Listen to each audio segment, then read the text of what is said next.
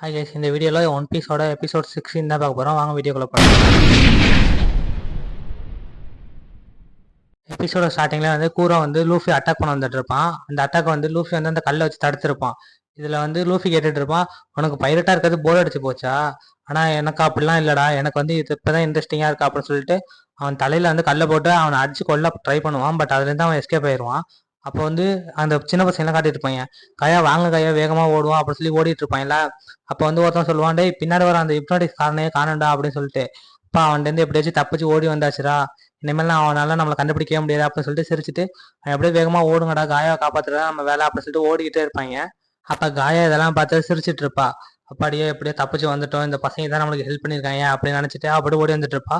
பின்னாடியே பார்த்தா வந்து அவன் எல்லா மரத்தையும் வெட்டி போட்டுட்டு இருப்பான். என்னடா இங்கே நடக்குது அப்படின்னு பார்த்துட்டு இருப்பாங்க. அவனே வந்து அந்த ரிங்கை கையில எடுத்துட்டு, என்கிட்ட இருந்து யாரும் தப்பிச்சு ஓட முடியாதுடா, நான் கண்டுபிடிச்சேன்னா உங்களை கொல்லாம ஓட மாட்டேன், அதனால நீங்களே வந்துட்டீங்கன்னா உங்களை தப்பிக்க விடுவான் அப்படின்னு சொல்லிட்டு இருப்பான். ஆனா அவங்க வந்து மரத்துக்கு பின்னாடி ஒளிஞ்சிருப்பாங்க. இவன் வந்து திருப்பி வந்து எங்க இருக்கீங்க அப்படின்னு சொல்லி தேடிக்கிட்டே போயிட்டு இருப்பானா. அந்த டைம் வந்து அவங்களாம் சொல்லுவாங்க, மூச்சு விட்டுறாதீங்கடா, அவன் மட்டும் பார்த்தானா வச்சுக்கோங்க நம்மளை கொல்லாம விட மாட்டான்டா அப்படின்னு சொல்லிட்டு இருப்பாங்க. டேய் பொடி பயிர்களா எங்கடா பண்ணீங்க, என் கேப்டனுக்கு பதில் சொல்ல முடியாதுடா, ஒழுங்கா வந்து என் கையில வந்து செத்துருங்கடா அப்படின்னு சொல்லி சொல்லிட்டு இருப்பான். அதுல ஒருத்தன் தும்ம போவானா, அவன் வாயெல்லாம் பிடிச்சி அடைச்சு அப்படியே அமைக்க வச்சிருப்பாங்க. தும்மிராதரா தும்மிராதரா அப்படின்னு சொல்லிட்டு. அதுக்கப்புறம் அந்த மரக்கட்டை பெண்ணால இருந்து ஓட ஆரம்பிச்சிருவாங்க. ஓடி போயிட்டு அப்படியே வந்து ஒரு கல்லுக்கு பின்னாடி போய் ஒளிஞ்சிருப்பாங்க. ஒளிஞ்சிட்டு இருக்கும் போதே வந்து நம்ம வந்து எப்படியாச்சும் வந்து காயாவை காப்பாற்றி ஆகணும், இதுதான் நம்மளோட மிஷினே அப்படின்னு சொல்லிட்டு இருப்பாங்களா. அப்போ வந்து உசப் சொன்னதெல்லாம் யோசிச்சு பார்ப்பேன் ஃபர்ஸ்ட்டு. உங்களால் முடியலன்னா அந்த இடத்துல வந்து எதுவும் பண்ணாதீங்க, அப்படியே ஓடி போயிருங்கடா அப்படின்னு சொல்லி சொல்லிட்டு இருப்பான். இதெல்லாம் யோசிச்சு பார்த்துட்டு, இல்லை ஆனால் வந்து நம்ம உசப் கேப்டன் வந்து காயாக்காண்டி உயிரே கொடுக்க போனாரு, அவர் வந்து ரொம்ப நேரம் சண்டை போட்டாரு, அவர் சண்டையே போட மாட்டாரு, இருந்தாலும் அவருக்காக தான் சண்டை போட்டுட்டு இருக்காரு அப்படின்னு சொல்லிட்டு இருப்பாங்க. அந்த ஜாங்கோவை காட்டுவாங்க. அவன் வந்து டேய் பொடி பேர்களா எங்கடா பண்ணீங்க, வெளியில வாங்கடா வெளியில வாங்கடா அப்படின்னு சொல்லி சொல்லிக்கிட்டு இருப்பான். அந்த டைம் வந்து காயாக்கு வந்து ரொம்ப மூச்சு இறைக்கும். அப்போ வந்து அந்த 3 பசங்க வந்து இங்கேருந்து ஓடிடலாமா இல்லை இருக்கலாமா அப்படின்னு சொல்லி யோசிச்சுட்டு இருப்பாங்க. அப்புறமேட்டு கையில் இருக்க டூல்ஸ் எல்லாம் கீழே போட்டுருவாங்க. இல்லை நம்மளால எதுவுமே பண்ண முடியாது, நம்ம ஓடிடலாம் தான் நினச்சிட்டு இருப்பாங்களா. அப்புறமேட்டு திருப்பி வந்து உசப் சொன்ன எல்லாத்தையும் யோசிச்சு பார்ப்பாங்க. நம்ம கேப்டன் வந்து நம்மளுக்கு வந்து காயாவை தான் ப்ரொடெக்ட் பண்ண சொல்லியிருக்காங்க, காயா கண்டி என்ன வேணாலும் பண்ணலாம்னு சொல்லிட்டு கேப்டன் சாகவே போயிருக்காரு, அதனால நம்மளால முடிஞ்சதை வந்து நம்ம காயாவுக்கு பண்ணி தான் ஆகணும் அப்படின்னு சொல்லிட்டு வாங்க நம்ம சண்டை போடலாம் அப்படின்னு சொல்லி சொல்லிட்டு இருப்பாங்களா. அப்போ வந்து காயா வந்து கத்த ஆரம்பிச்சிருவாங்க, நீங்களாம் வந்து ரொம்ப சின்ன பசங்க, நீங்களாம் சண்டை போடக்கூடாது அப்படின்னு சொல்லிட்டு.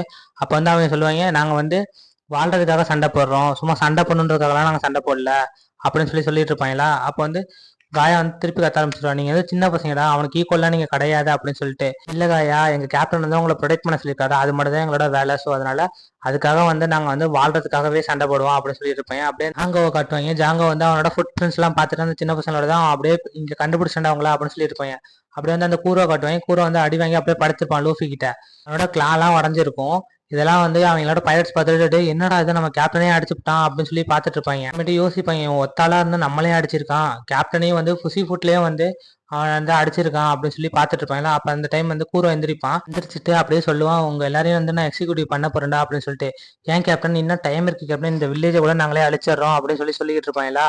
அதுக்கெல்லாம் இல்லடா, நான் வந்து என்னோட பிளானே வந்து உங்களை கொல்றதுதான் அப்படின்னு சொல்லி சொல்லிட்டு இருப்பான். இதெல்லாம் லூஃபி கேட்டுட்டு, இதெல்லாம் பண்ணக்கூடாதுடா நீ அப்படின்னு சொல்லி சொல்லிக்கிட்டு இருப்பானா. அப்போ வந்து இந்த பிளானை பற்றிலாம் நீங்கள் கவலைப்படாதீங்கடா, என்னோட பிளானே வந்து உங்களை கொல்றதுக்கு தாண்டா இருந்துச்சு, இந்த வில்லேஜில் இருக்கவங்க எல்லாரையும் நீங்கள் அழிப்பீங்க, உங்களை வந்து நான் அழிப்பேன் அப்படின்ற மாதிரி தாண்டா யோசிச்சு வச்சிருந்தேன் அப்படின்னு சொல்லிட்டு இருப்பானா. அப்போ வந்து எங்களெல்லாம் கொண்டாதீங்க கேப்டன் அப்படின்னு சொல்லி சொல்லிட்டு இருப்பாங்க. உங்களை கொல்றது தாண்டா என்னோட வேலையே அப்படின்னு சொல்லிட்டு சொல்லிக்கிட்டு இருப்பான் கூரோ. அதுக்கப்புறமேட்டு யாருக்கெல்லாம் வந்து நான் கூரோன்னு தெரியுதோ அவங்க எல்லாரையும் நான் கொல்லாம விட மாட்டேன்டா, ஏன்னா நான் அந்த அடையாளத்தை மறைச்சு தான் வாழணும்னு ட்ரை பண்றேன் அப்படின்னு சொல்லி சொல்லிக்கிட்டு இருப்பான். அப்ப லூஃபி கேட்பான், உன் பேரு தாண்டா ரொம்ப மோசமான பேருன்னு கேள்விப்பட்டேன் அப்படின்னு சொல்லிட்டு இருப்பான்.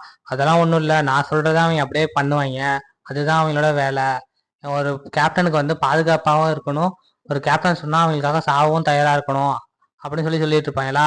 இவங்கெல்லாம் இப்ப சாவ போறாங்க, அதுவும் கேப்டனுக்காக தானே சாவுறாங்க அப்படின்னு சொல்லி சொல்லிக்கிட்டு இருப்பான். இதாச்சும் லூஃபி கேட்டுட்டு, என்னடா சொல்ற, இப்பெல்லாம் வந்து க்ரூமேட்லாம் யாருக்கும் இருக்கக்கூடாது, அதுவும் க்ரூ தான் ரொம்ப மோசமான க்ரூ, அதுவும் நீ தான் ரொம்ப மோசமானவன் அப்படின்னு சொல்லி சொல்லிட்டு இருப்பாங்க. அவங்க பைலட்ல இருக்கவங்கலாம், எங்களை விட்டுருங்க கேப்டன் அப்படின்னு சொல்லி சொல்லிட்டு இருப்பாங்களா. அப்ப லூஃபி சொல்லுவான், நீ வந்து உசப்புக்கு ஈக்குவல் கூட கிடையாதா அப்படின்னு சொல்லிட்டு. இது எல்லாத்தையும் வந்து கேட்டுட்டு கடுப்பாயிருவான், என்னது நான் தான் புடியனுக்கு ஈக்குவல் கிடையாதா அப்படின்னு சொல்லிட்டு. நான் தான்டா பெஸ்ட் பைலட்னு சொல்லி சிரிக்க ஆரம்பிச்சிருவான். சிரிச்சிட்டே வந்து உன்னை நான் இன்னைக்கு சும்மா விட மாட்டேன்டா அப்படின்னு சொல்லிட்டு அவன் ஃபுசி ஃபுட் மேனை வந்து போட ட்ரை பண்ணுவான். அதையும் போட்டுருவான். ஆனா லூஃபி வந்து இதெல்லாம் பார்த்துட்டு, ஓ அப்படியா அப்படின்னு சொல்லி ஒரே ஒரு அட்டாக் தான் யூஸ் பண்ணுவான். அதுலயே அவன் சத்துல போய் அடிச்சிருவான். இடிச்சதை பார்த்தோன்னே குரூமேட் எல்லாருமே டேய் என்னடா இவன் கேப்டனோட புசிஃபுட் மேனுவரே வந்து ஒரே அடியில் சிங்கிள் அடியில் முடிச்சிட்டான், இவன் ரொம்ப பயங்கரமானவனா இருக்கான்டா, இவன்ட்ட நம்ம ஒம்பே வச்சுக்க கூடாது அப்படின்னு சொல்லிட்டு இருப்பாங்க. அப்போ கூரை வந்து திருப்பி எந்திச்சு வந்துடும். அப்போ வந்து டான்ஸ் மூவ் அப்படின்னு சொல்லிட்டு ஒரு இதை ஒன்று போட்டுட்டு இருப்பான். அதெல்லாம் பார்த்துட்டு டேய் இதை போட ஆரம்பிச்சாலே வந்து எயித்தாப்ல இருக்க எல்லாரையும் அவங்க கொள்றானடா அப்படின்னு சொல்லி கூறுவை பார்த்துட்டு இருப்பாங்க.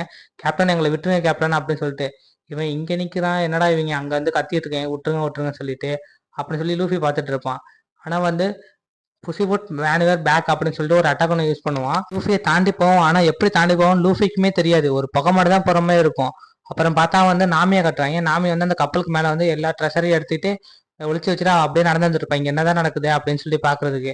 அப்ப வந்து பாத்துட்டு இருப்பா. கீழே என்னடா சம்மந்தமே இல்லாம அவன் அடி வாங்குறாங்க அப்படின்னு சொல்லி பாத்துட்டு இருப்பா. பார்த்தா வந்து கூரை வந்து அந்த புகை மாதிரி வந்து எல்லாத்தையும் அடிச்சிட்டு இருப்பான். இது எல்லாத்தையும் பார்த்து கேப்டன் எங்களை விட்டுருங்க கேப்டன் விட்டுருங்க கேப்டன் சொல்லிட்டு இருப்பானா. இதை லூஃபி பார்த்துட்டு என்னடா இது எங்க இருந்து அட்டாக் பண்றானே தெரியலையா அப்படின்னு சொல்லி எல்லாத்தையும் வந்து பயந்து பார்த்துட்டு இருப்பான் லூஃபி. அப்புறமேட்டு அவன் குரூமேட்ல சாவுறாங்கள அதையும் பார்த்துட்டு இருப்பான். டேய் உன் குரூமேட்ல இருக்கவங்களே சாவடிக்கிறாடா நீ அப்படின்னு சொல்லிட்டு அவன் ஷாக் ஆயிடுவான். இதெல்லாம் நாமே பார்த்துட்டு இங்க என்னதான்டா நடக்குது எங்கேயும் அவன் அட்டாக் பண்றான்னு தெரியலையா அப்படின்னு சொல்லிட்டு இருக்கும்போது லூஃபி மேல ஒரு அட்டாக் ஒன்று பட்டுரும். பார்த்தா ரத்தம் தெரிக்கும் லூஃபி மேல. அப்ப இது எல்லாத்தையும் பார்த்துட்டு லூஃபி வந்து ரொம்ப காண்டாயிருவான். டேய் எங்கடா இருக்க வெளியில வாடா அப்படின்னு சொல்லிட்டு. நாமி வந்து என்னது லூஃபிக்கே வந்து அடிபட்டுருச்சா அப்படின்னு சொல்லி பார்த்துட்டு இருப்பாளா.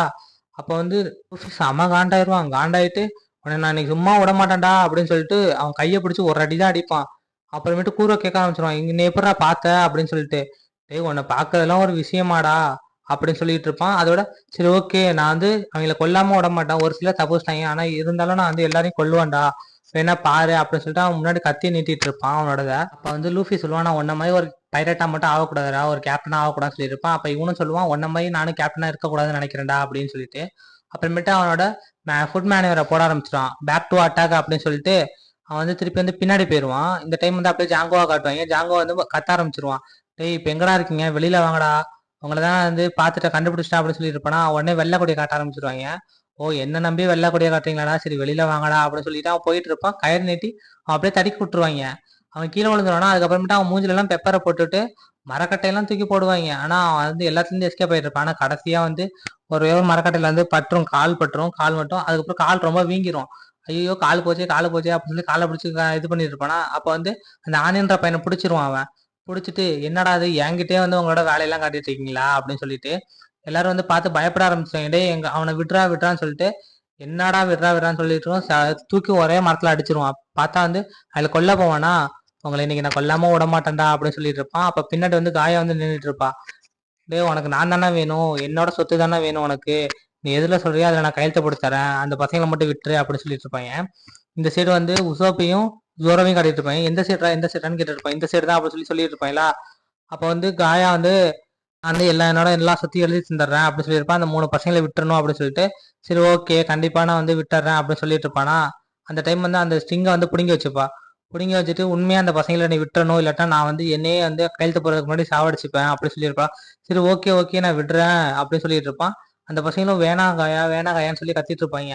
அதெல்லாம் வந்து காயா கேட்க மாட்டா. அதுக்கப்புறமேட்டு அதை வாங்கிட்டு இந்த சைன் போர்டு நான் அந்த பசங்களை விட்டுறேன் அப்படின்னு சொல்லியிருப்பாளா.